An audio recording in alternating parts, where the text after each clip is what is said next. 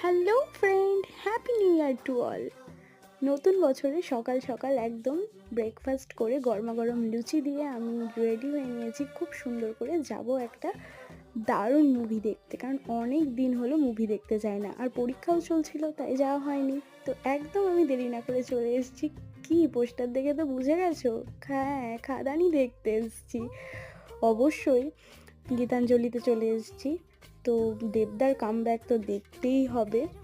তো ভীষণ ভালো লেগেছে মুভিটা, গিয়ে ভীষণ এনজয় করেছি, খুবই ভালো লাগছিলো। এতদিন পরে হলে বসে বাংলা ছবি, তাও আবার দেবদার, আলাদাই ব্যাপার। তো সিনেমা টিনেমা সব কিছু দেখেই চলে গেছিলাম আমি একটা রেস্টুরেন্টে, ভীষণ সুন্দর করে সাজিয়েছিল নিউ ইয়ারের জন্য।